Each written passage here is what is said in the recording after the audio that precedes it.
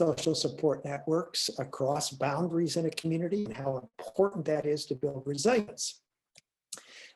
Before we start, let's take a short resilience pause, as we have done throughout the program.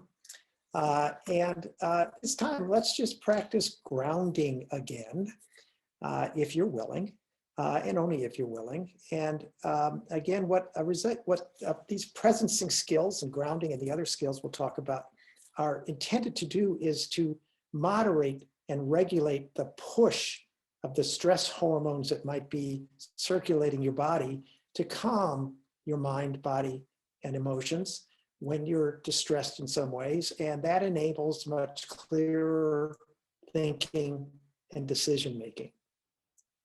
So let's just practice grounding a bit. And by that, I mean, if you're willing to just place your attention deliberately on the sensations you feel in parts of your body that are being supported by something solid. Could be your feet. If you're sitting down, it could be your back, your buttocks. If you're standing, or you might be leaning against the wall, just sense whatever sensations you can feel in a place or places in your body that are being supported by something solid.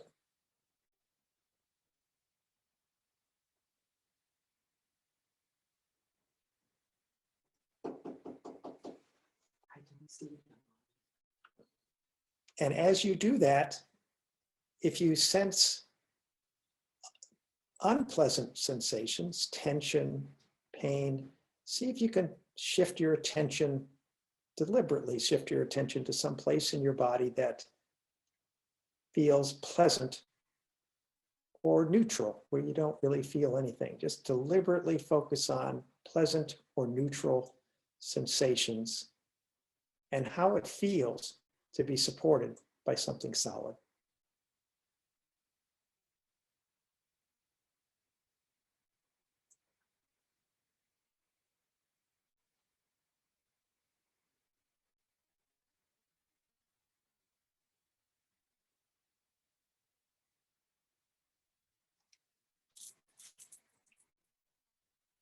And just notice any changes that are happening within your body or your mind or your emotions. Is your breath changing at all in any way? Is your thoughts changing? Just notice what's happening as you focus on the sensations, pleasant or neutral sensations in areas of your body that are being supported by something solid.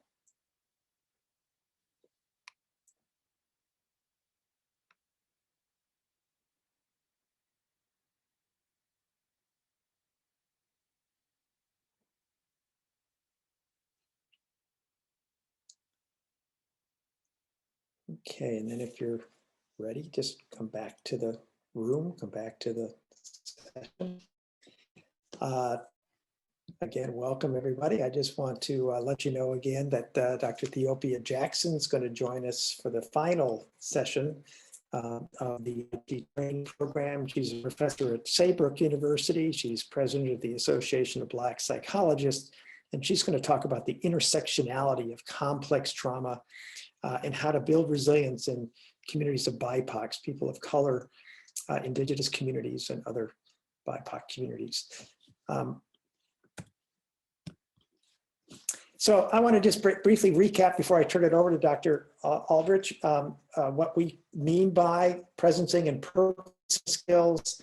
And this is about teaching people age and culturally accountable skills and methods to regulate the push of their psychobiological drives, those stress hormones and adversities. We call these presencing skills, they're self-regulation skills, but also then once people have regulated, self-regulated enough, then to try to intensify the pull of meaning, purpose, and hope that we all have. We want our lives to have meaning. We want to have hope. We call these purposing skills. They are in psychology called adversity-based growth. And there are specific skills that are applicable to different age groups. And what we mean by culturally accountable is that different people from different cultures who have different values, norms, practices are going to resonate with some skills and not with others. So there's a whole range of culturally accountable and age presencing skills. These are also self-administrable skills. People can use these skills on their own. We've focused so far, as you see on the upper right-hand corner, the body-based or somatic skills, tracking, grounding. You learned from Elaine Miller-Karras when we started Help Now. We've also talked about in practice controlled breathing, 6-second breathing, mindful breathing. There's slightly different focuses. There's culturally based skills. Different cultures, different populations will resonate with dance or music together, or different kinds of rituals. Sharing meals together is in certain cultures very helpful to calm the mind, body, and emotions. There's faith-based skills, prayer, dialogues with others, reading sacred texts. There's just, and this is what we're going to talk about today, although that all these connect together, is connection-based skills, providing emotional support and having emotional support provided to you, as well as providing others with practical assistance or having others help you with practical issues. And there's just helping others, doing pro-social activities in that way is very helpful. There's nature-based presencing skills, just being outside, caring for animals. Even viewing nature can calm the body, mind behaviors. That's why hospitals often now they have pictures of nature on the wall or plants in the rooms, because it does actually help. And there's other kinds of skills. Let me recap now very briefly before we jump into the focus on social support networks. Just a recap of purposing. And what this is really about is once folks have sufficiently calmed their body, mind, and emotions, help them learn how to use adversities as a catalyst to find new meaning, purpose, and hope in the midst of adversities. And we went over this, I think, in the second session, but we all have a certain level of functioning. And then we all experience some type of adverse event, a trauma, an extreme stressful period, et cetera, and we can become dysregulated. We can bounce outside of our resilient zone and become too revved up or too dysregulated, lower end. But over time, almost all of us have the capacity to bounce back to our previous level of functioning. That's what we often call resilience. But in many cases, we don't want to bounce back to where we were before an adversity. If you've experienced ongoing trauma in your life or ongoing racism and other kinds of systemic oppressions, who wants that? And not only that, when it comes to the climate crisis, we need to increase well-being and motivate people to get engaged with all sorts of activities that help increase the condition of the environment. So some people with good resilient skills, presencing and purposing skills, are able to use that adverse event to actually learn and grow. We call it transformational resilience, and it's moving beyond the current levels of functioning. But that doesn't mean the pain that they've held, that you all hold, you traumatized in some way, goes away. It means you're able to hold it in a way that still allows you to fall and increase your sense of well-being. But this requires a choice. We have to decide that we're going to continue to suffer, or we're going to find a way to learn from the event, live out our core values, that is how we want to live with dignity and pride, and therefore find new sources of purpose and hope in the midst of adversity. So just want to go a little bit further into the purposing, and then again, we'll hand it over to Daniel Aldrich. Some of the key purposes, 3 key elements, are first to watch for insight and meaning in adversities. And what this means is to try to learn from them about yourself and the world. And then as you do that, to tap into the core values you want to live by in the midst of adversities. And finally, again, all 3 of these are connected, to try to find hope for new possibilities in the midst of those adversities. So Let's dive into this again. We did a little bit of this in the second session, but can you identify an adversity that happened to you that you used as a catalyst to learn and grow and find new sources of meaning or purpose in your life? Or if you can't, maybe you saw others that did this. And a few examples of after you had a major setback, you were still in a good grade, or you've had a relationship problem or a problem at work, whatever, you rededicated yourself to a goal or a mission. Or maybe after a trauma of some kind, you developed new priorities in your life. Or you decided to eat better, get more exercise, or in other ways, take better care of yourself after an illness or an injury. Or maybe you developed greater empathy for others after your own tragedy. And now you realize that how others experience these kind of tragedies. Just try to identify, you can read some of the other examples, any example of how you used an adversity as a catalyst to really find new meaning and purpose in life. And if you're willing, you certainly don't have to, but if you're willing, share that example with others in chat. So let's just take a second if you're willing to do that.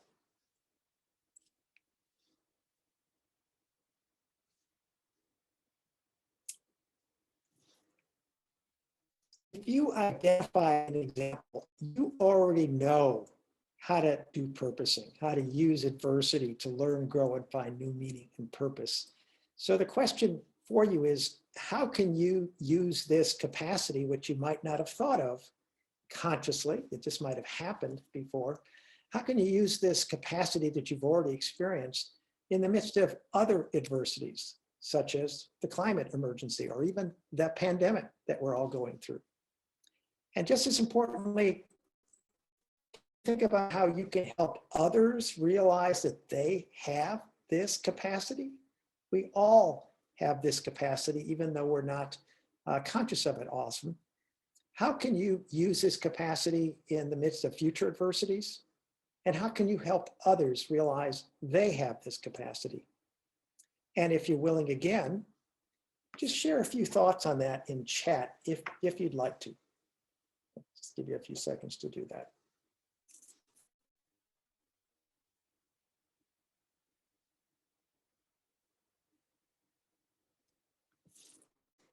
Well, I want to just talk about two ways now to help people experience purposing. And it really is involved finding a way to live with dignity and pride in yourself in the midst of adversity. So one way is to try to take a moral inventory of yourself, non-judgmental, and to try to do this on a regular basis by continually ask yourself, what kind of person do I want to be? How do I want to treat and think about myself during adversities? How do I want to treat other people? How do I want to treat the natural environment?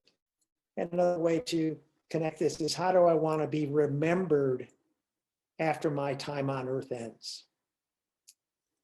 So take a moment and think about that, those questions.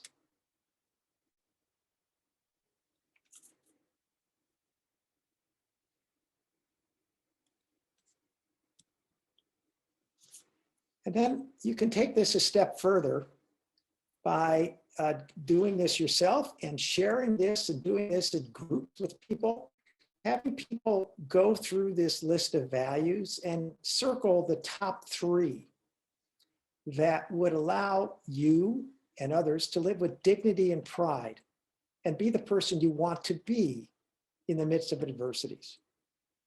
Let's just take a very brief moment and have you take a look at that. This exercise, I find when we do it in workshops all the time, is very powerful. Normally what happens is we circle 6 to 10 values. And it takes a while to really think through what are your most important values. So take a moment and just see if you can scan these and just see if 1 or 2 or 3 values show up. And there might be values that are not listed there that are really important too, so you can add others. Just take a moment to do that.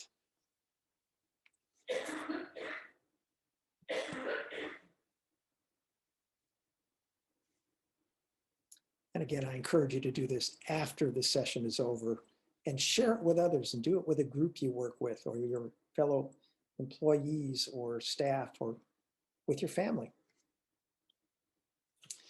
And just to follow up on that, spirituality is a very important guiding value for many, many people. Many people use religious and spiritual beliefs as a way to find meaning, purpose, and hope. So you want to really ask people to tap into that. What does that mean to them? And then if you can bring to mind a distressing event that you've experienced, then ask yourself something that recently happened 2 to 3 months ago. Did you live out your core values during that event? Those 2 or 3? And if not, can you think of something you could have done differently to help you live with more dignity and pride and be the person you really want to be during those kinds of events? And if you are willing, again, please share your thoughts in chat if there's something you're willing to share. Did you live out your core values during a recent adverse event? And if not, what could you have done differently, if anything, to live with dignity and pride and be the person you really want to be during adversities?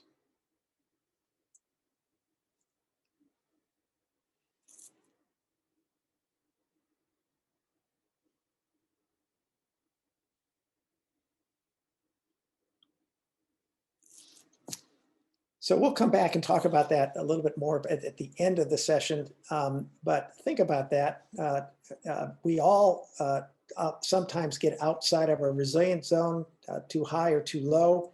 That causes us not to live out the core values that we cherish or to be the person we want to be in adversity. So one of the things we want to do is bring ourselves back into our resilient zone.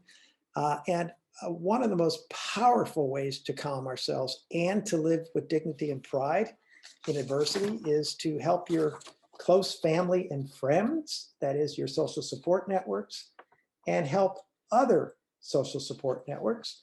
And it's an honor to introduce Dr. Daniel Aldrich to talk about that today. Dr. Aldrich is a professor of political science, public policy, and urban affairs, and the director of the Security and Resilience Study Program at Northeastern University. Much of his research has explored the interaction between social networks, public policy, and the environment, of which social capital serves as the critical engine of post-disaster recovery, and that he's found that these are more important than factors such as damage from the event to wealth or investment or physical infrastructure. So I'm pleased to introduce Dr. Daniel Aldrich to you. Daniel, it's all yours. Bob, thank you so much. And good afternoon, everybody. Hope you're doing well. Spring has finally sprung here in Boston. So I don't know where you're living. If it's finally above 60 degrees, it has reached that critical point when the snow is melting. So it's good. So welcome. I'm Daniel Aldrich. I've put up my email address and my Twitter handle.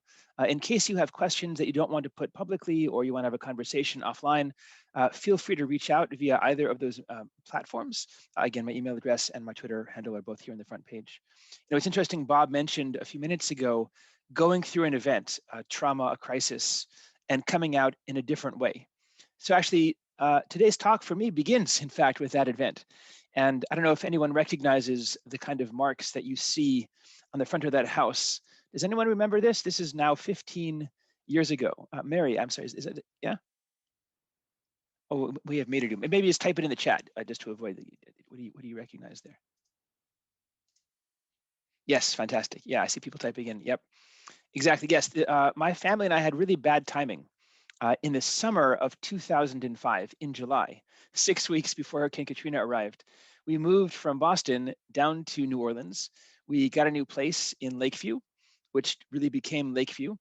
And then we had 6 weeks, really good weeks in New Orleans to get ready for the semester, to get my kids ready for their first schools, both of them. And regrettably, that first day of the semester never showed up. On the 28th of August, Hurricane Katrina arrived. A combination of bad management and underinvestment meant that the levees in the city couldn't hold back the water. Those levees collapsed, and our house, this picture was taken actually in December. It took about 3.5 months for the water to leave our house, and you can see all the windows were blown out, the inner walls were destroyed. We had really nothing left. So I never really thought about disasters, honestly, at all, shocks or trauma. I'd been pretty sheltered until that moment. And when we had literally no job, no house, no car, no toys, everything that we had sort of centered our lives around was gone, I began wondering, well, what do we do now? At the time, it was a family, wife and I, we had 2 young kids. At the time, they were 4 and 2. And Tulane was going to be my first employer. It was not that year because Tulane never opened in the fall of 2005. So we began to kind of wander around North America. We had no place, and we wondered what to do next. I began wondering myself, what will it look like to recover? What will it take to have resilience as a family, as a community, as a city, right? Well, I wondered back in 2005, will Hurricane Katrina be the end of New Orleans? Fortunately, my pessimism on that was perhaps too far gone. But what I began thinking though was, I had these visions of what happens during a shock. I had a vision of disaster recovery, and that vision was pretty naive. My first vision I had of disaster recovery, or even getting ready for a disaster, right? Was I ready for Katrina? Was this individual leveled idea, right? Do I have a kit? Do I have insurance? Do I have grit? Am I ready? Do I have bottled water? Is my bathtub full of water, right? All these kind of individual level preparations. And honestly, that's still a lot of what you hear. If you look around right now at getting ready for hurricane season beginning this summer on the Gulf Coast, or if you travel abroad, right, everything from tsunamis in Japan, right, to volcanoes in Sumatra, a lot of the arguments about getting ready mean that, okay, well, you need to have your own kit. You need to be ready. This is on you. So this individual level focus. The other side of the spectrum that I've seen beyond the individual approach is about, don't worry, someone else has got this. The government's going to take care of you. I don't know if you can tell from this image. I know some of us are using very small screens, but this image actually was taken when I was doing work in Japan. On the left side of the image is a woman in her 70s. In Japanese, we call her an oba-san, a grandmother. And she's about 4.5 feet tall. The wall next to her, built by the central government, is about 10 oba-sans tall. It's about 45 feet tall, right? So the government of Japan has told residents in areas that face shocks, you don't worry about this, right? That individual preparation. We've got this, right? We, the government, will be building structures, infrastructure, seawalls, all kinds of stuff, berms, dikes, things to keep back the water. We got it under control, right? So going into Hurricane Katrina, I figured, well, look, we thought we had insurance, and we had this organization called FEMA. So I figured at both ends we're covered, right? We got this insurance thing going on, and we have FEMA going on. Very long story short, and turned out actually our insurance didn't cover anything that we had, including our car, which was a submarine. Our insurance told us, thanks very much. We've enjoyed taking your money, but it was too old to have value. We didn't have coverage on our stuff in our house.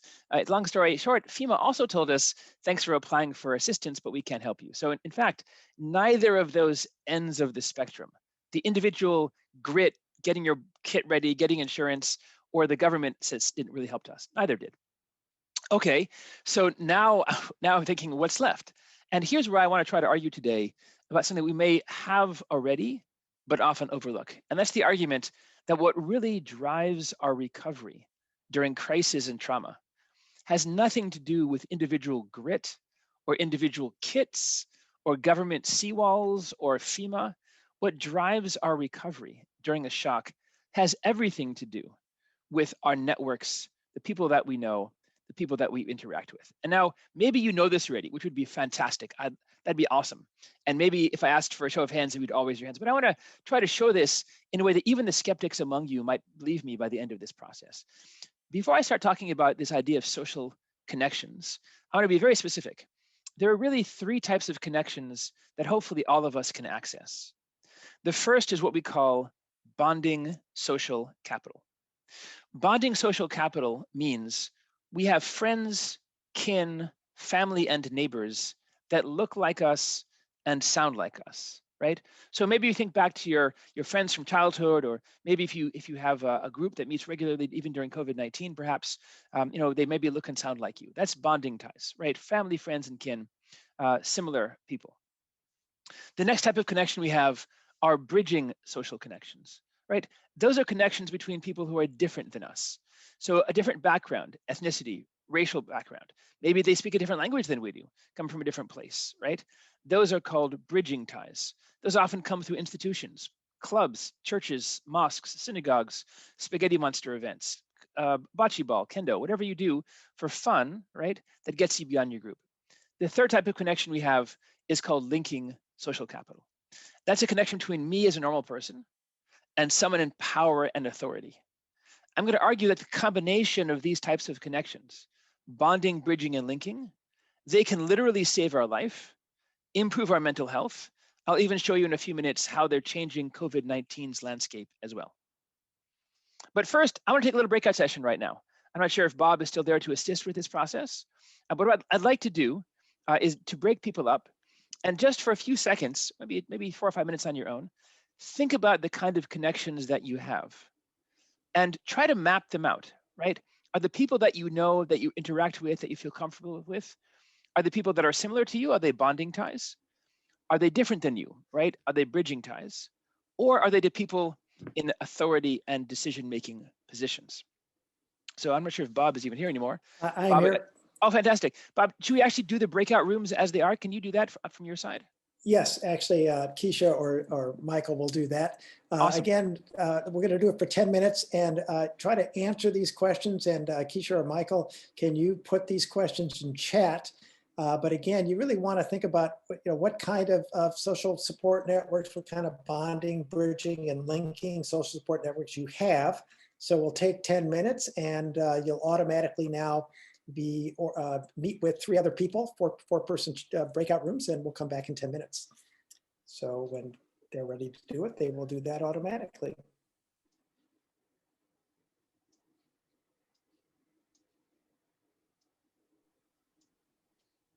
And everybody's back. Great. So everyone, first of all, thank you so much. I know for some of us, this might be our social contact for the afternoon. For me, at least, this is my social contact. So hopefully those conversations were great. What I want you to do right now, if you could please, especially this last question, right? You've mapped out the connections that you think about working with. You tried to identify which of their connections they're in. I'd just like to hear really quickly a few examples in the chat, moments when you didn't think that those connections that you had worked. Can you just give a really quick example? Maybe it's a 1 sentence, a moment, an event that happened when those ties that you wanted to activate, people that you knew that were out there, things just didn't seem to gel properly for coordination, and just shoot it out there.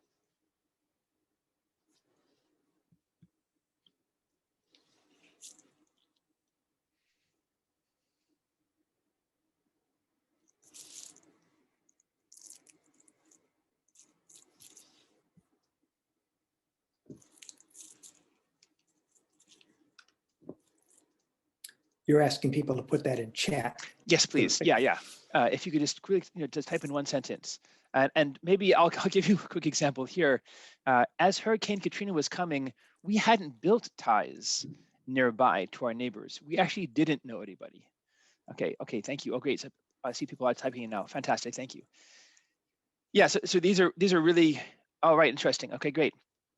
So just here's a few of them. One is we don't have to mention names, but someone's mentioned that there are moments when they didn't have those ties generally. Another one is when they lost access to things, and rather than their friends pulling forward and stepping into the breach, their friends backed out. And the last one I'll mention right now is this idea of this vertical tie, especially talking to a decision maker, right, about a family issue. Great. So as you're all typing those in, right, I will come back to this issue in a few minutes. So please keep in mind, again, especially these moments of challenge, right, when the ties that we haven't activated effectively, or maybe, as we've heard some of these examples, you didn't have the ties that were helpful, okay? So I'll come back to that. Here's what I want to talk about a little bit now. What is it about these ties? What is it about our social connections that help us during traumas, during disasters? So the very first example was actually brought home to me again in New Orleans. You know, we had a lot of neighbors. We lived in Lakeview. Probably our community had close to 2,000 people. Uh, we didn't see any of those neighbors again, in most cases ever. And we call this question exit and voice, especially after a large scale shock, but even it can be a small scale one, right? People have to have a choice. They can go back to a community, to a house, to a business that's been damaged by the event, whether it's something horrendous like the shooting yesterday in Colorado, or something broader scale like a tsunami in Japan. Or they can, at that moment, decide it's too hard to go back. It's too much psychological work. It's too much financial work. It's too much time, and go someplace else. We call this exit and voice. And you can think of all the reasons, right, why going back to an area where there's been trauma is very challenging. Of course, you know, we've had Hurricane Katrina, we've had 9/11, Hurricane Sandy, Hurricane Irma. We've had a number of things you can think through. And maybe some of you even went through those kind of events.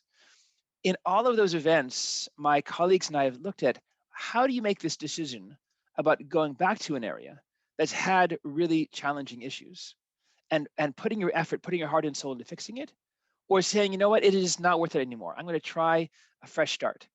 We found in all those cases where social ties are stronger, where you feel a sense of belonging, a sense of place, where this area is definitely your home, people will put in amazing amounts of work. I'll just tell you one quick story that I saw in Japan. We all know 10 years ago, they had the triple disasters, the earthquake, tsunami, and nuclear meltdowns. I spoke to people who were from the communities hosting the nuclear power plant in Japan, a place called Futaba, an 80-year-old woman. And she told me she didn't care about the radiation. She didn't care about the danger. Whatever happened in the shock, she was determined to get home again. Now, I don't know if she actually got home in the end. I don't know. But I do know that she said that she didn't care at all about the risks. To her, that community, however dangerous or vulnerable it was her home. That's an incredible level of these kind of ties, feeling it's a central place. So the very first choice we make after a shock is whether or not to stay in that area or to relocate to someplace. The second reason these ties matter is because many of the challenges that we face, we actually just saw some in the chat, right? When we have a trauma, when we have something that's hard that happens to us, we need others to work with us collectively. We need what we call collective action. And if any of you have ever tried to get a club meeting of all the club members together, or a faculty member of faculty together, it is really hard to get everyone to sit down in the same room, right? Even on Zoom calls. So we call that a collective action barrier. It's really challenging to get people, to motivate them, to have them come together at a moment. And by the way, think about this, all the more so during a stressful moment, right? There's a hurricane going on, right? There's a flood in your community, right? There's another mass shooting, right? Getting everyone to sit down and get everyone to do what they need to do is really, really challenging. So how do we get people to work together collectively? How do we get them to do stuff? So what we found is when you have trust, when you have regular interaction, it's much easier to get people around you to coordinate and work with you. As opposed to, unfortunately, if you don't have those deep ties, if those connections aren't solidified, if you don't really know what the other person's going to do, much more challenging to get people to act collectively during a major crisis or even a minor one. One more theoretical idea I want to give you is something that we call informal insurance or mutual aid. Now, hopefully all of us on this call right now have some kind of health insurance and life insurance, all those kind of market-based things, right? Hopefully we do. But this is not about paying money for anything. Informal insurance, mutual aid, those mean I invest time and effort in building relationships. And at a moment of crisis or trauma, I can draw on those relationships. I'll give you a quick example from Hurricane Katrina again in Lakeview, where I lived. We didn't have running water, gasoline, or a grocery store for 4.5 months in Lakeview. That's a long time to go without those necessities. So what if you don't have a car, right? What if you have a child in a daycare center that's now closed and you still have a job, which would be great. So what do you do then? If you're very lucky and you've built these ties before the bad event happens, before the shock, you can draw on them as a form of insurance during and after that shock. If you haven't built those connections, when the hurricane or flood or fire, whatever is going to come comes, then it's much more challenging to build those ties afterwards. So these have all been pretty theoretical. I want to give some concrete examples now from the research that I do with my lab about exactly how these kind of social ties that we may be overlooking are really critical at different moments in trauma and shocks. I want to talk a little bit about hurricanes that hit. Maybe you remember, this is now feels like forever ago, BC, we say before COVID, but back in 2017 in the fall, there was a huge hurricane, Hurricane Irma, that came ashore in Miami, Florida. And if you can see these very small images, and I apologize for how small they are on your screens, but those red dots on the tip of Florida, those are people's cell phones that are identified as being in an area where the hurricane is going to hit. And for about a week before the hurricane arrived, local, state, and national authorities told everyone in Miami, please don't stay in your homes, don't stay in your apartments, please get out of Florida, go someplace safe. And what you see is as these dates move forward, those blue dots are people who are now safe. Their cell phones and they, hopefully together, have moved out of Florida to Boston or to New York or to Texas or someplace else, right? What you see by the time the hurricane arrives in that last image, unfortunately, there's a lot of red dots left. Those are the people who are still in a dangerous area. The good news is a lot of those previously red dots are now blue, meaning they're safe. The obvious question, though, is when the government tells us, you need to leave, Daniel, why aren't we leaving? Why are we staying in a dangerous area, right? What makes us unlikely to listen to the authorities who tell us you're in danger right now? And this chart's a little bit hard to read. What we did was in our laboratory, we tried to figure out what kind of connections did these cell phone people have? Did they have bonding ties, people like them? Bridging ties, people different than them? Or linking ties, ties to people in like NOAA or CDC or the federal government? Here's what we found. People who had only bonding ties, people who only connected to people like them, right? I always think of my aunt, who's a fantastic person, but she sounds a lot like me. If I only listened to someone like that, I didn't evacuate. In contrast, if I had ties to broader, more diverse sources of information, so not just one broadcast, not just one news channel, not just one person, but a broad array of them, right? Maybe my friend who's right now in New York, who's watching the NOAA broadcast. Maybe NPR is playing on the radio, and I'm also getting a text from my mom. Hey, Daniel, what are you still doing down there? It's time to go. And maybe my high school friends are checking in on me. Are you going to be safe? Maybe it's time to go. The more diverse ties that people had in Miami, Florida, the more likely they were to leave before the danger came. So even before danger arrives, even before something bad happens, and by the way, you can think of all kinds of examples, right? Your friends who warn you that relationship you're about to enter, don't do it, right? Those kind of moments. Before the bad thing happens, if we had a broad, diverse set of people in our networks, then we're going to be better off, right? Because we can avoid, hopefully, those dangerous moments. That's the very first thing I want to talk about. Now I want to talk about getting through a shock. And I'll bring a pretty hard example here. This is from Japan's tsunami from 10 years ago, almost exactly. This is from the March 11th tsunami. It's hard to tell from these images, but that was a 60-foot wall of water that came ashore, right?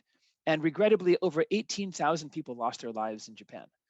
So the interesting thing, though, was those 18,000 people who lost their lives, it wasn't that every village along the coast where this wave hit lost their lives at the same rates. In fact, and I've got, this is called a histogram, which is showing you what are the biggest and smallest areas. Most villages had almost no casualties, which is great news. In most communities along the coast, people got out okay. But you see those small bumps at the bottom. Those are communities where 1%, 5, even 10% of the community was lost in that tsunami. So the obvious question to us to start thinking about is, well, why did some communities, there was no casualty at all? Everyone got out okay. And in some communities, 1 in 10 people were killed. So the benefits of being a social scientist is I get to ask annoying questions. I spend a lot of time in countries where bad things happen, talking to survivors, talking to people who got through these events. And one of the first things people said to me was, look, Daniel, just probably it was the event itself, right? A more powerful wave, a taller wave would mean more casualties, which sounded pretty reasonable at the time. So we simply tried to make a graph. This is an image here. The bottom x-axis there is how tall that wave was in meters. So multiply by 3 if you're using feet like I am. So Tanohata there at the very edge had a 60-foot wave. And the y-axis, the vertical axis, is what percentage of people were killed. Now, the good news is that big blurry mess near 0, 0 means many communities had no tsunami and no casualties, which is great. Right? The bad news is you see some communities above the 10% line. That means they had 1 in 10 people decimated by that event. The interesting thing though is those communities with the highest casualties, they didn't have the highest waves. In fact, some of the highest wave communities, bottom right-hand corner, Tanohata, Noda, Miyako, they had relatively low casualty rates, right? So the very first explanation that we thought about, which was maybe it's the height of the wave that matters, didn't really play out. So then we began thinking, okay, so maybe it isn't the shock itself. Maybe it's some other factors. Maybe it's demographics, right? Maybe certain age categories are better or worse off during a shock, right? Maybe it's politics. Maybe certain communities have political support from people in power. Maybe it's protective barriers, seawalls like the one I showed earlier with the Obasan next to her, right? Maybe a taller seawall will do well. And then one other thing we could test, actually, we could test all these actually, but one of the things that we could test was the social ties in the community, trust and interaction. Now you're thinking, what would it make a difference, right? If you feel connected to your neighbors, how would that help you during a 60-foot tsunami? So I'll tell you a story I heard a number of times from different survivors, often in their 60s and 70s. And they said the following, that between the earthquake and the arrival of the tsunami were about 40 minutes, 40. Now, for the young, the able-bodied, 40 minutes is plenty of time to walk from a home or a business on the beach way up to higher ground, right, where they're going to be safe as a wave arrives. But for the elderly, for the infirm, 40 minutes wasn't enough time. So many survivors told me the only reason they got out was because neighbors had come, knocked on their door, and said, Mrs. Tanaka, there's a tsunami coming. Come with me. And the neighbors who couldn't walk, they put them on their shoulders, on bicycles, on vans, and they drove them to higher ground. I heard that enough that it actually sounded pretty plausible. And by the way, looking at all the data, that's exactly what we found. We tried to measure all of these factors, politics, demographics, protection from the wall, how tall the seawall was, how tall the tsunami was. All the most thing that mattered the most was the strength of these bonding ties. Having people nearby who knew you and were willing to come help you in that moment of crisis. Now, don't forget, everyone knows in Japan, when there's an earthquake, a tsunami might follow afterwards. So anyone coming to get you out, that person recognizes the risks that they're facing and is willing to help out. So here we have social networks critical in surviving. We saw evacuation earlier, we saw survival. Just two other ideas. How about recovery time, right? We have a number of communities along the coast now hit by that massive tsunami, right? 2 years go by, 3 years go by, how are they doing? So we can group a few of them into different categories, slow, intermediate, and fast. So there's clearly some variation, right? Some places build back their schools, their roads, their homes, their businesses pretty quickly in about 2 years. Others, unfortunately, kind of seem stuck in amber. I'm sure you've been to communities after shocks, right? And wondered, I couldn't even tell there was a tsunami here. I couldn't tell there was a flood here. Other communities look like they haven't aged a day. So I had a chance to visit. This is Ishinomaki, the downtown. On the left, you see about a week afterwards, on the right, about a year and a half. So all the debris is gone, right? All that rubble is picked up. And then we have outside Tagajo, which is near Sendai, right? About a month, a year, and then a year and a half. So you see the really good ideas. All the debris is being picked up. There's a white van that's still there after 2 years. I've got a theory about insurance fraud, but I don't have time for that now. But so we see like the recovery is happening, right? Debris is being picked up. What's driving that recovery? Why do some communities seem to be moving along faster? I'll tell you a quick story before I tell you the answer that I found. I was tootling around this part of Japan called Tohoku, and I came across what looked like a bridge to me. And this is the image of what I thought was a bridge. Then I realized it wasn't a bridge because there's no cars or people on it. Then I heard this rumbling noise, and I realized it's a conveyor belt, a mile-long conveyor belt. So I began to wonder, okay, what do you need a conveyor belt for in the middle of a coastal city made of fishermen? So it turns out this community built a conveyor belt, which took mountains from nearby. That's the left side of the image.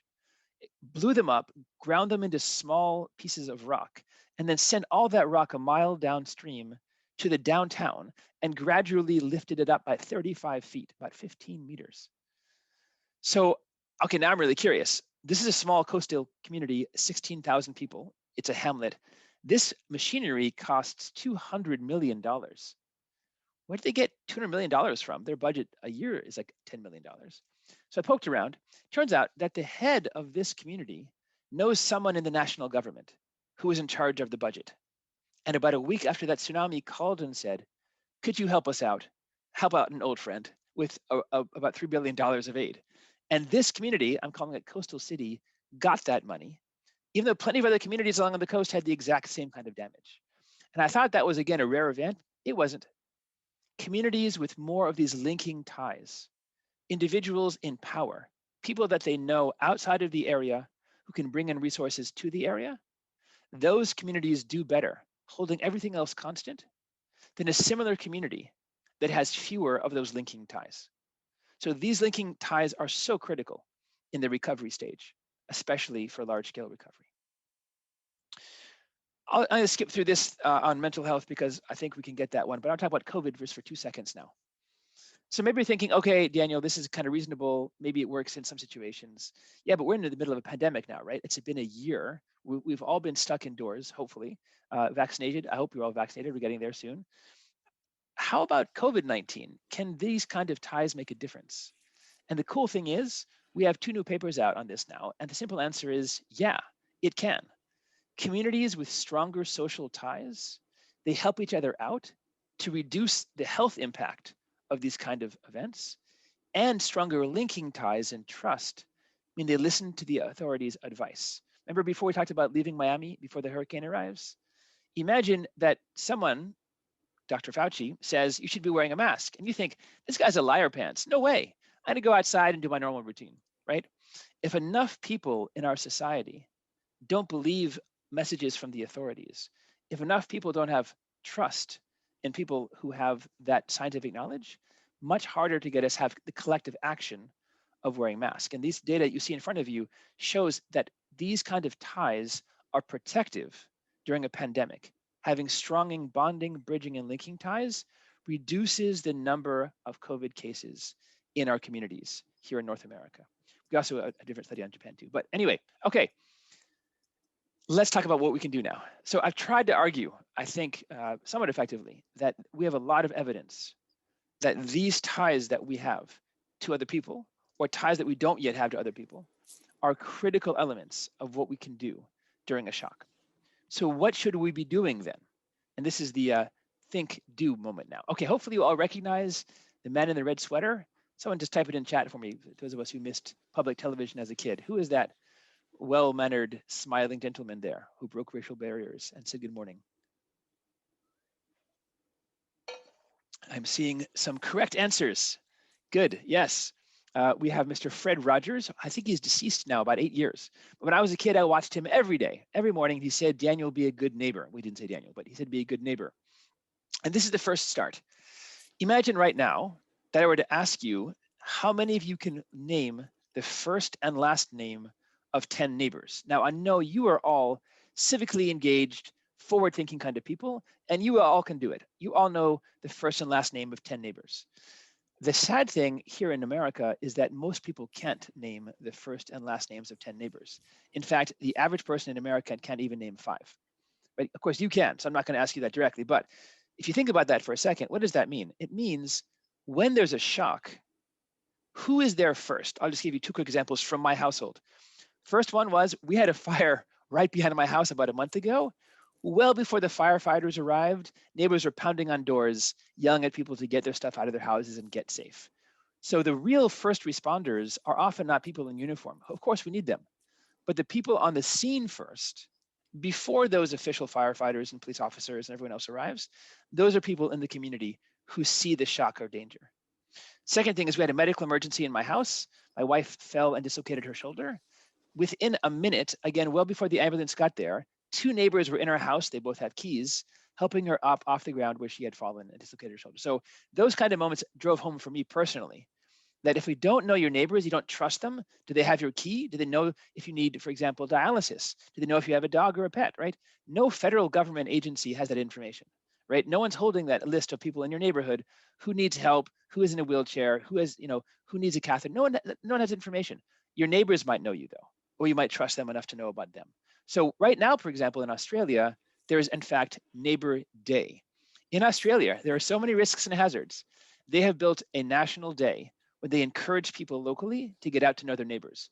By the way, if you're thinking about Australia, what's going on, you might have heard Melbourne just flooded. 14,000 people had to evacuate yesterday because of the floods in Melbourne.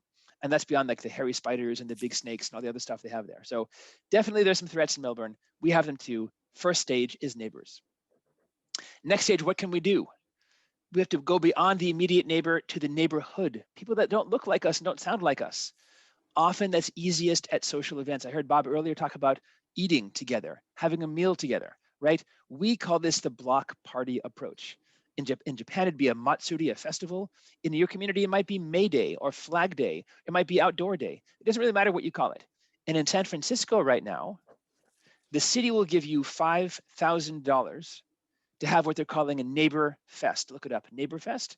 It means they recognize they have a lot of risks in their city, seismic risks especially, right, from that big earthquake that's going to come. They can't go back and make every building safe. What they can build right now for much less money are the social ties San Francisco will need to recover after a shock. So what can you do in your community? Well, are there things that you can safely do during COVID? Outdoor walks. My son's judo class meeting outdoors. They're all 6 feet apart. They have their mats, maybe doing yoga outside. Maybe you're taking group walks or group bike rides. Plenty of activities you can do even now during COVID at the neighborhood level to build ties beyond the neighbors. So neighborhood. The next image there is of a city planning. City planning, urban design are critical elements of our social ties. If you've ever read Jane Jacobs, right, she's the dean, so to speak, of this field. A long time ago, 60 years ago, she argued that cities need third places. Cafes, barbershops, parks, dog walks, outdoor gyms, whatever it's going to take, right, to get you out of your screen like you're doing right now with me, right, off your screens and outdoors, to meet people, to have spontaneous conversations, to trust your neighborhood, to feel safe walking around. If we build communities, if we build areas, right, where we don't have the kind of connections that we need, then we are not going to have people leaving the area.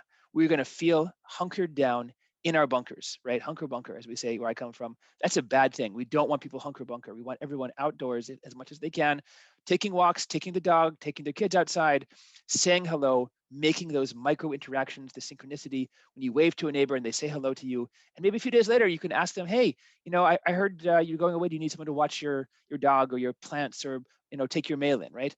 Those are the kind of micro transactions that build successful ties. It doesn't come all at once. So we need to build neighborhoods. We need to build cities that encourage those interactions.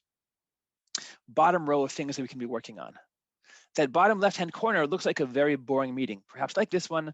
A talking head is going blah, blah, blah, blah, blah, and you're all playing Tetris and checking your email right now, right?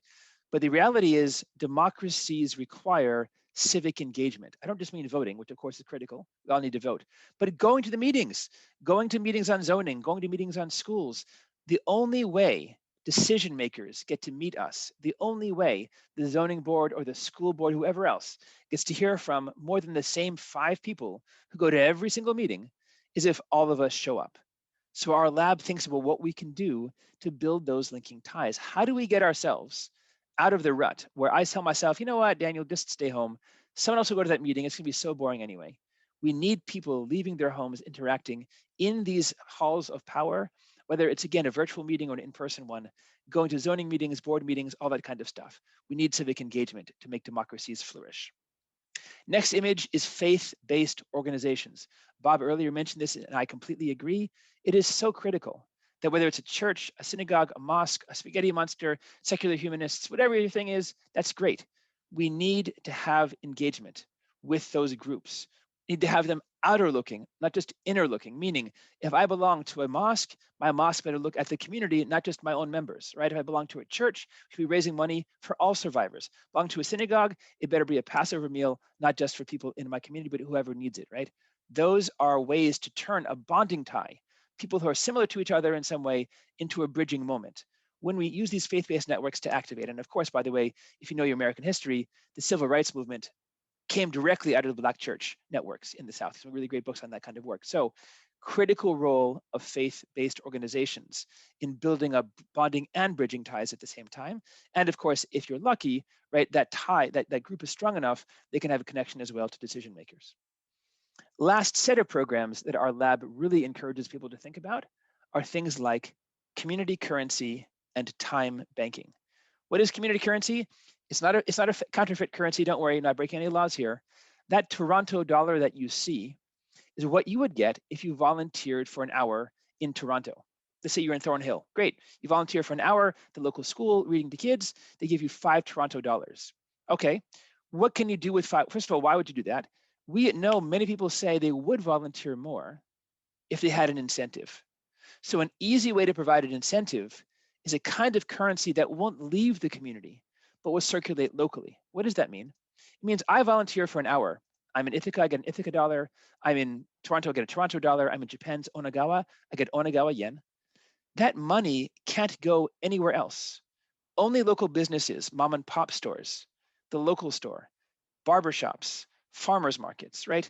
No Costco's, no Burger King's, no chain stores. Only local businesses get this currency. And here's the cool thing. I wasn't going to volunteer before. Now I get $5 worth of fruit from the farmer's market. And the farmer's market vendor now has it. What does he or she do with it? They take it to other small businesses and it begins to circulate locally, right? Because those vendors also cannot take it to their national chain suppliers. They have to go to other businesses. So that means the farmer's market interacts with the barbershop, interacts with the corner store, interacts with me again, right? And now we have money that's being earned and spent locally, benefiting the community. The inverse of this is not money, but we call time banking. What does time banking mean? I volunteer for an hour to help you write your organization's grant, okay? I bank that time of volunteer work. Comes my busy season and my front fence needs painting, I can call on that hour from the bank and ask for volunteers to come paint my house, right? Some communities have put in over 30,000 hours of time banking a month. I don't know how they do it. It is ridiculous, but they have that level of involvement where everyone goes out and gives an hour, takes an hour. And it can be anything, right? Dog walking, picking up trash, volunteering at schools. So the idea is very simple though, right? Our society won't survive if I only think about me. We need to have these ties, not only because it makes us feel good, right, and improves our health, but also because it will save our lives. We can build those ties actively through all these kind of programs. And maybe you're thinking, Daniel, that's a nice idea. You know, this all sounds kind of frou-frou. Come on, seriously. I'll show you in a second here, right? If I can change that, there we go. This is the board of directors of our Ibasho project in Japan. Notice how they're all spring chickens. You must be 65 or older to be on our board. That's the basic requirement. Why do we do this? This is a community of survivors of Japan's 3/11 disasters who were placed randomly into a new village in FEMA trailers. They weren't called FEMA trailers, they're called Kasatsuchuchaku in Japanese, but they were placed there randomly. They were placed there and they said to us, our lab, you know, we would love to have the chance to build ties, but we don't really have the space, right? We're in these aluminum boxes that are hot in the summers and cold in the winters. And we asked, well, what would you want? How could we help you? They said, look, you help us get together the physical structure, remember the physical structure, and we'll build the social infrastructure around it. So what you're seeing them in actually is an old farmhouse that we found, moved log by log into this new community, right? Literally built from scratch because it was empty before. All the people's houses were put there. We put this community center in the center and we told them, great, now you build the programming. What do you want to do? Yoga, yogurt making, right? You'll play, whatever you want to do. And that's what they did, all kinds of different classes. Here's the cool thing. This program has been so successful in Japan. Again, with people who had never met themselves before, we now have Ibasho projects in the Philippines and Nepal. And if you're thinking, okay, well, you know, again, show me some evidence, lots of evidence for you. First of all, individuals in this kind of program have broader networks. They simply have more friends than they used to by being a member of this process. Their sense of connectedness and belonging is higher. They feel that this neighborhood is where they want to stay and belong. And I didn't show this on this slide. They also feel more efficacy, the belief that their words, their visions can make a difference in the community where they live. I want to take a minute, a pause right now. And I see lots of good stuff in the chat so far, okay? So I asked you before to think about examples when things hadn't gone well, right? I asked you for that example. Now I want to think, okay, given that we've all, or some of us have faced challenges, right, in building this, what is it? What could you do, right, to build social community? I saw already people typing about some good stuff, but throw some examples in the chat, please, if you can, over the next 2 minutes. I'll stop talking, of ways that you can or could or have built social ties in your community. I'll take a pause from talking and let you just type.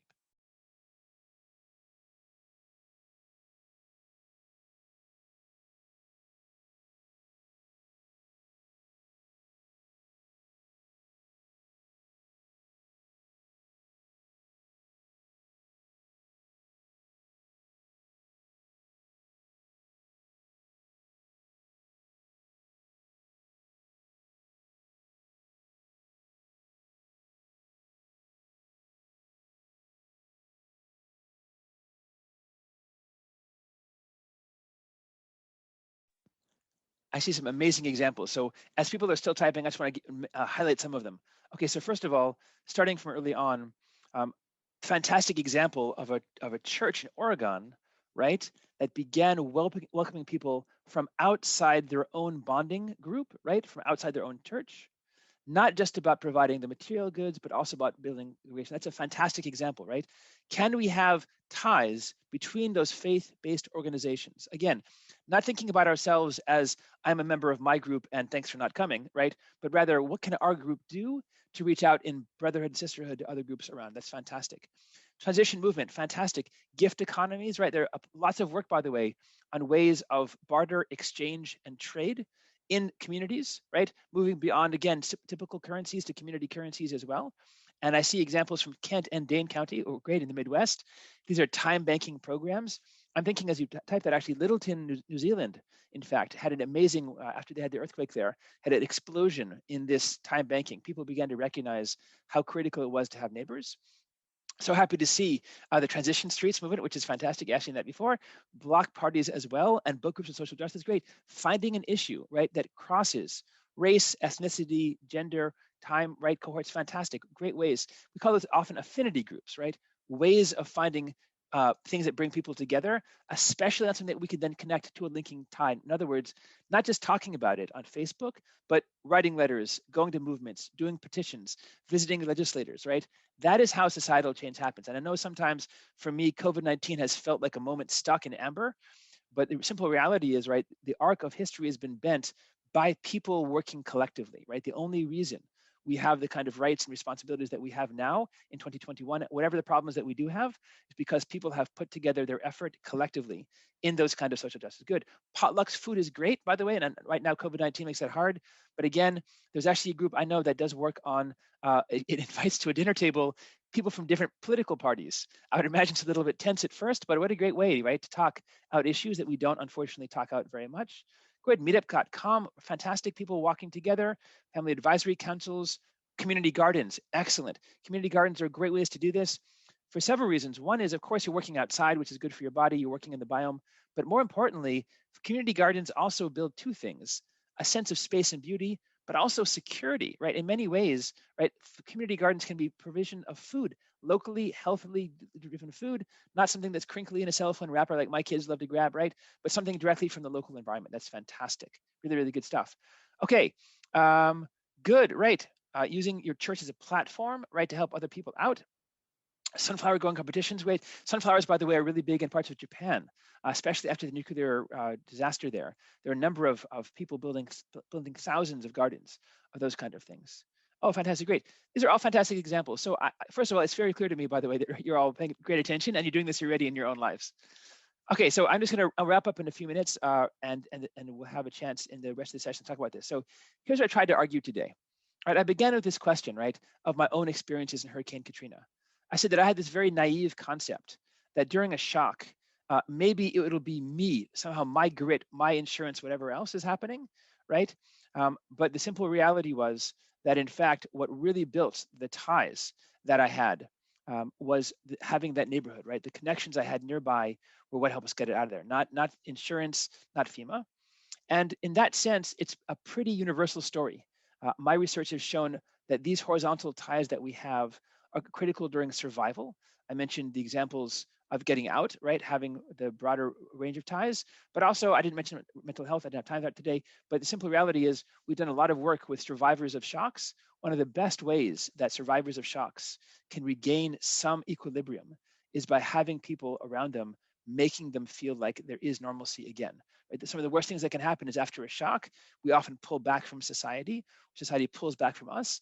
Those are the worst moments, right? And by the way, that's why many cultures have a whole set of mourning rituals, right? If someone passes away who's close to us, for example, Judaism has what's called Shiva, literally 7 days when you just sit and the community comes to visit you. They bring food, they bring stories, right? And those are processes wherein the community shows its support and you don't pull away from what you need at that moment, right? Even after the worst thing that can happen when someone in our family, someone who's close to us passes away. Talk about vertical ties as well, right? Vertical ties are not things that we can afford to ignore. We need to have ties to local town council members and to mayors and legislatures and even senators and everyone else at the very top.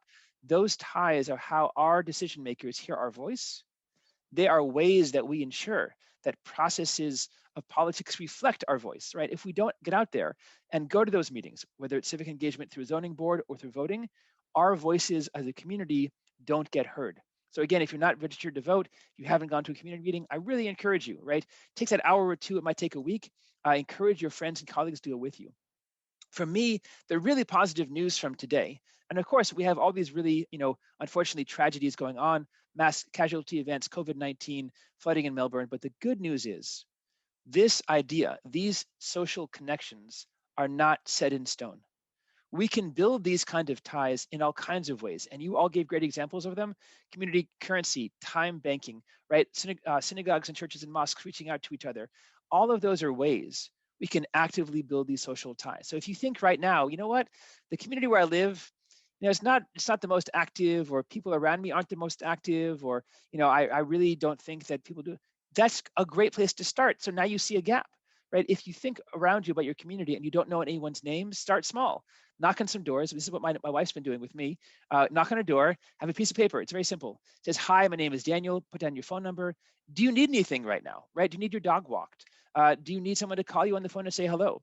Especially if people are not internet savvy and they don't play on Facebook and stuff. Many people in the community might want a voice on the phone. Maybe they need something for the store, like toilet paper. Offer to pick up groceries for people nearby, right? Get your name out there as someone who can help.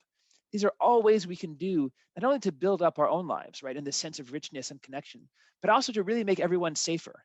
Your work there as someone active in the community builds a community better able to handle those kind of shocks. So again, these kind of social ties are not set in stone. Our own project, the Ibasho project, literally was after the worst shock Japan has faced in a century. People who had never met before, so successful at building those broad ties, making new friends, making a sense of efficacy, people connecting to each other. So that's really important. Here's what I would end with. So first of all, I have a few books if you're interested. They're on Amazon, and some of them are even free, including the Communities After Disasters work. I'm happy to answer if we have time now for any questions, and Bob can manage that kind of process. And also very happy to talk with you individually. So thank you so much, and happy to take questions. Thank you, Daniel, so much. This is very, very excellent, and just a lot to chew on, a lot to think about. If you have some questions now, can you pose them in chat, and I'll read them to Daniel. But before we do that, I'll start with one question, and that is to go back and just talk very briefly about the effect of, you sort of talked about it a little bit, but what is the effect of these social support networks, the social capital, on mental health? Yeah, so what we found was the following. The tsunamis in Japan brought a nuclear evacuation. People had a nuclear power plant melt down near them, and they had to flee. Some of the worst risks that we can face, right, in terms of you can't measure radiation so easily. We don't have Geiger counters. You can't taste it or feel it. We don't know what the risks we face. People had really, really high levels of PTSD. And we interviewed people, over 800 people over a number of years. What made people feel the best wasn't having more money, wasn't having better physical health. It was having a sense of connections to other people nearby. When they had that sense of connection, that they weren't the only people going through this kind of horrible event, it was much easier for them to function and take their kids to school or to be able to go to a job.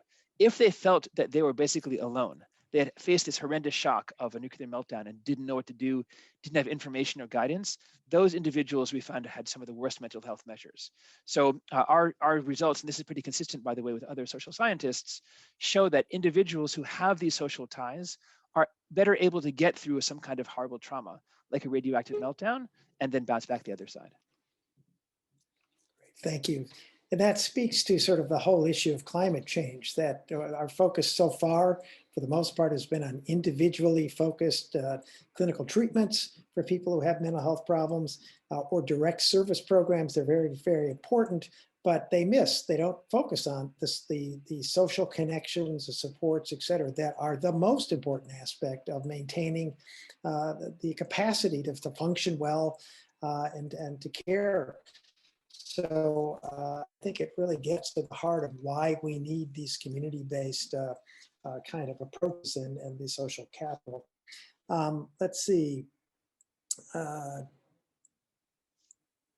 trying to see some of the questions here. Let me ask another question then while people pose theirs. If you were going to give one suggestion that for working in a community-based organization a community network, we call us a Resilience Coordinating Council, to start building social capital, bonding and bridging social capital, what would you suggest people do? What would be the first couple of steps people could take? Yeah, I think the easiest ones are the smallest ones, right? The ones that feel less risky and a little bit less scary.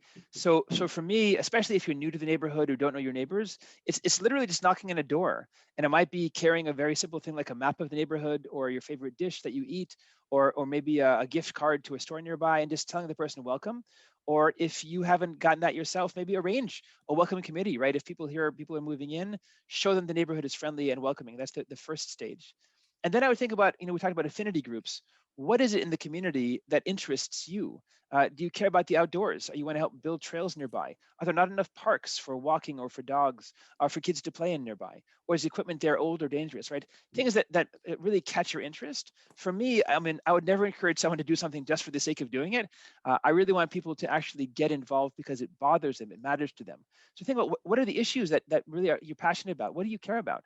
Do you want to make sure that people in the community have a chance, for example, to have better schools? Can you improve, do bake sales for the school? Can you do something like we do for our kids' school to try and get more money into the system to help teachers buy stuff for the kids?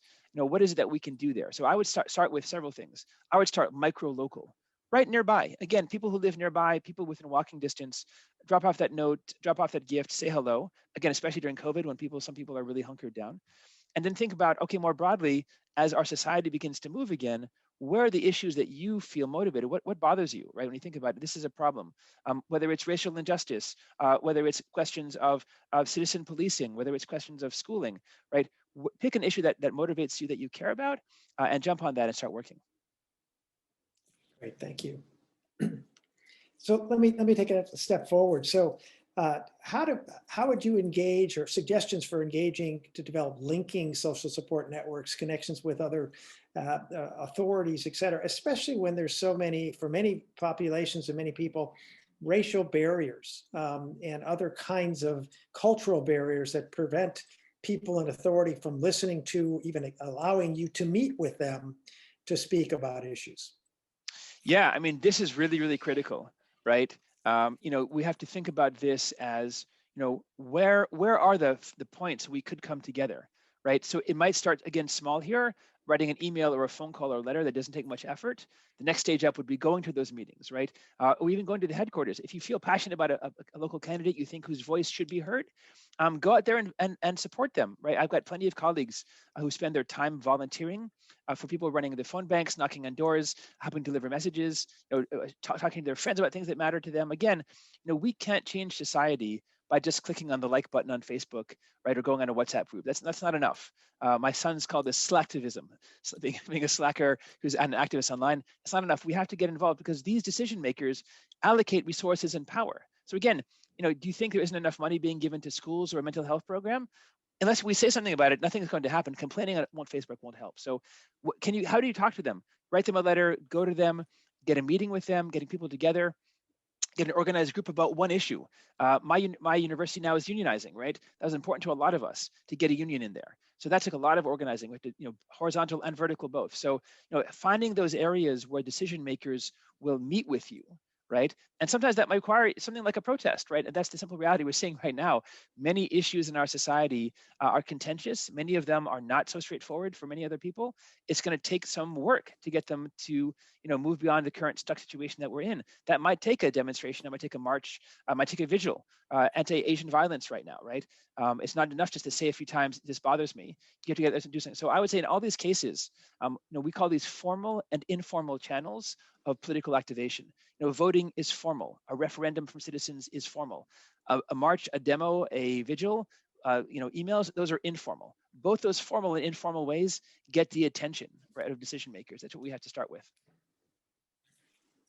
Thank you. Let me ask one other question, and then we'll close up for the day.